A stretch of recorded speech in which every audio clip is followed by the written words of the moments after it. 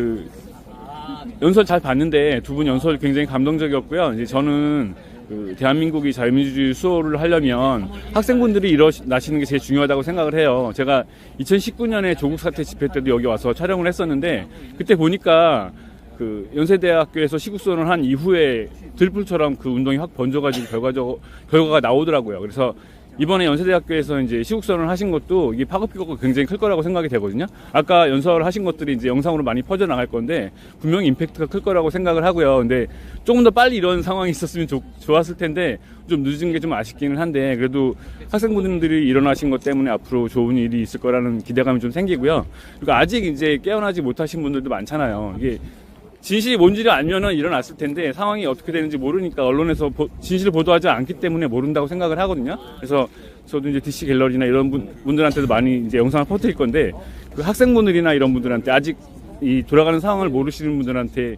전하고 싶으신 말씀이 있으시면 한마디 해주시면 좋겠습니다. 제가 먼저 하면 네네네네. 사실 지금 여론이 진짜 몇 주 만에 빠르게 과반 50% 이상을 넘어섰고 근데 사실상 정쟁이라는 것은 과거에도 계속 있었습니다. 개헌 그렇죠. 이전부터도 그렇죠. 여야 간의 치열한 첨예한 정쟁이 있었고 네. 그때도 우리는 계속해서 정치 상황을 보면서 이 나라에 대해서 혀를 차기도 하고 네네. 비판하기도 하는 목소리를 갖고 있었습니다. 근데 그때 지지율이 굉장히 낮았던 윤석열 대통령과 국민의힘에 대하여서 지금 개헌 이후부터 엄청난 속도로 여론이 빠르게 오르고 있습니다. 이것에 대해서 모든 국민들이 한번 관심을 가져야 된다고 생각합니다. 이게 더 이상 정쟁이 아니라 정쟁을 넘어서 여야 갈등을 넘어서서 이 나라에 대한 문제, 정말 국가에 대한 문제로 바뀌었기 때문에 그렇습니다. 야당이 갖고 있는 많은 기조들 중에 예산안만 봐도 이 사태를 쉽게 파악하실 수가 있습니다. 예산안은 막무가내로 원전에 대한 기간 사업에 대한 예산안을 완전히 삭감해버리고 그리고 또 청년과 관련된 예산도 삭감해버리고 우리나라의 마약과 범죄 조직에 대해 수사할 수 있는 그런 경찰에 대한 특활비, 특경비조차도 다 예산을 영원으로 삭감해버렸습니다. 이게 과연 민생을 위한 것인지 아니면 정쟁이라는 빌미를 이용해서 이 나라를 무너뜨리려고 하는지 만약 의도가 있든 의도가 없든 그것은 모두 다 중단되어야 됩니다. 그렇기 때문에 저희 대학생들이 이전까지 있었던 정쟁 상황에도 불구하고 지금 목소리를 내고 있는 것이고요. 많은 국민들께서 그리고 많은 대학생들, 청년들께서 관심을 가져주셔서 이 나라를 살리고 정말 무너지지 않도록 함께 해주셨으면 좋겠습니다. 감사합니다. 좋은 말씀 정말 감사하고요. 많은 학생분들이 이렇게 같은 이해를 좀 하게 되었으면 좋겠다는 생각이 들어요. 그리고 아까 말씀하실 때 보니까 그 프리스피치로 하시는 것 같더라고요. 보시고 하시는 게 아니라 네, 거의 프리스피치로 하시던데. 준비가 안 돼 있었는데. 네네. 근데 잘하시던데 되게. 아 그래요? 네. 얘기 안 하면은 네. 좀 너무 아쉬울 것 같아가지고 얘기를. 그러니까 원래 예정에 그 없었는데 갑자기 네. 내가 지금 말을 해야 되겠다는 생각이 드셨다는 거죠? 네 맞습니다. 그러면 제가 이제 그 DC 갤러리를 제가 많이 해요. 근데 가보면 이제 학생분들이 굉장히 요즘에 깨어나가지고 열심히 많이 운동을 하시는데 학생분들한테 특히 전하고 싶은 얘기 없으세요? 같은 대학생들. 네. 저도 이제 이 계엄령이 선포가 되기 전에는 사실 정책에 그렇게 관심은 없었어요. 그렇죠. 네. 이제 저는 이제 4학년인데 취업도 해야 되고 또 이제 앞으로 어디 가야 될지도 고민해야 되는 시기가 맞는데 사실 이제 북한에서처럼 살 수는 없잖아요. 그러니까 북한에도 이제 고위 공무직도 있고 좋은 자리가 많지만 저는 이제 자유 대한민국을 수호하는 입장이고 근데 이제 사태를 좀 진정을 하면서 보니까 이렇게 계엄을 왜 선포를 했지? 그러면은 이후에 이렇게까지 민주당이 할 일이 아닌데 왜 이렇게 과민하게 반응을 하지? 이제 선관위를 건드렸는데 왜 민주당한테 고발장이 날라오지? 아니 내가 하고 싶은 말을 했는데 왜 민주파출소에서 검열을 당하지? 그렇죠.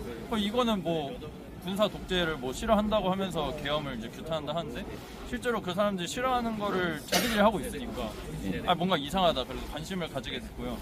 그래서 저는 이게 뭐 국민의힘을 지지하느냐 뭐 민주당을 지지하는 이 싸움이 아니라 어쨌든 이 나라가 세워진 근간인 자유민주주의가 지켜지느냐 아니면 인민민주주의로 가까이 가느냐의 싸움이라고 생각을 합니다.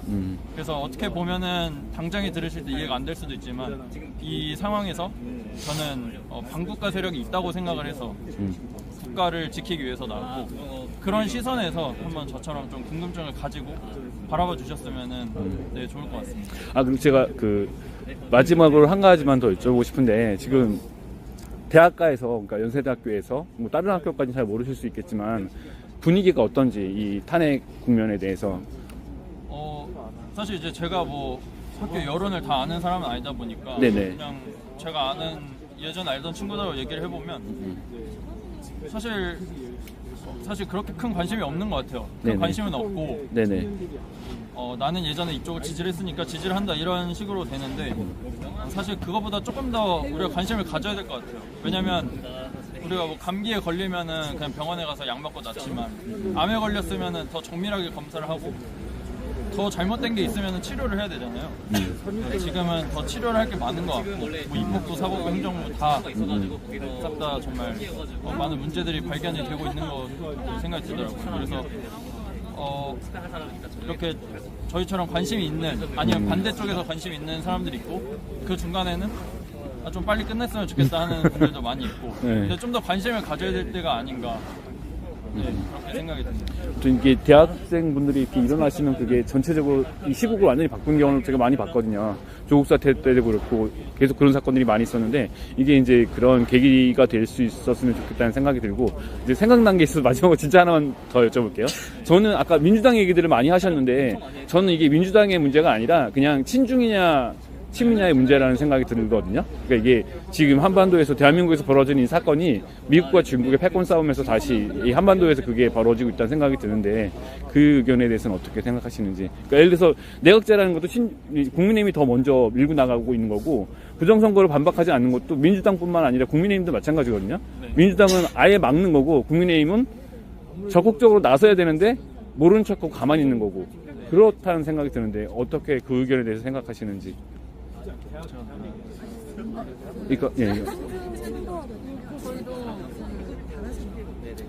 문재인 대통령께서 재임 시절에 취임하시고 나서서 베이징 대학에 가셔서 하셨던 발언이 굉장히 논란이 있었잖아요. 그러니까 중국몽에 함께하겠다라는 그런 발언이 있었고 네. 그때 그 이후에 또 북한에게 전달했던 그 USB 같은 경우에도 문제가 됐었잖아요. 그러니까 어떻게 보면 친중 친북과 아예 연관이 없다고 청년들도 생각하지 않을 것 같아요. 저희도 생각하지 않고 그러니까 중국몽이라고 하면은 중화 민중 사상 그리고 중국의 1대1로를 지지한다는 것인데 문재인 대통령이 그것을 모르고 한 말이 아닐 텐데 그러면 대한민국이 다시 한번 중국에 속국이 되는 것을 바라는 거 아니냐 라는 그러한 비판을 들을 정도로 그때 문제가 됐었습니다. 그 이후에 USB, 북한에 전달했었던 USB에 대해서 국정원이 수사를 하고 있었는데 그 국정원장이 이번에 탄핵이 됐잖아요. 그리고 그 서해 피살 사건 관련해서 월북하려 했었다고 공무원이 그러한 논란에 대해서도 감사원장이 수사를 하려고 했는데 그것에 대해서 보도를 했는데 1급 기밀이라면서 감사원장이 헌정 사상 초유로 탄핵이 됐습니다. 그러니까 이러한 그리고 이재명과 관련해서 대북송금 그 관련자인 이화영이 이번에 2심에서도 실형을 받았었는데 그러니까 어떻게 보면은 이재명과 같은 경우에도 이것이 유죄일 수도 있겠다. 유죄 판결이 날 가능성이 매우 높다라고 보고 있는데 그 대북송금을 수사하고 있었던 검사들까지도 다 탄핵해버렸습니다. 그러니까 이게 완전히 점점 의혹이 점점 쌓일 수밖에 없고 정황이 너무 명확해지고 있기 때문에 그들은 자신들의 입으로 친중 친북과 관련이 없다라고 하지만 국민들이 봤을 때는 충분히 의심할 수 있는 상황이고 그래서 방금 질문해 주셨던 것처럼 이 상황이 그러니까 전쟁이 아니라 저 또한 정말 체제 전쟁의 위기까지 왔다라고 생각이 들고 대한민국을 지키려면 정말 목소리 내고 움직여야 될 때가 지금이 정말 마지노선인 것 같다라는 생각입니다. DC에 많잖아요 젊은 친구들이. 그 친구들이 우파들이 더 잘생기고 예쁘다 그러는데 저도 그런 생각이 동감하고 머리도 좋고 생각도 올바르고 외모도 아름답다고 생각을 해요. 좋은 인터뷰 정말 감사드리고 앞으로도 이런 활동으로 대한민국이 올바르게 갈 수 있도록 노력해 주시면 감사하겠습니다. 감사합니다. 감사합니다.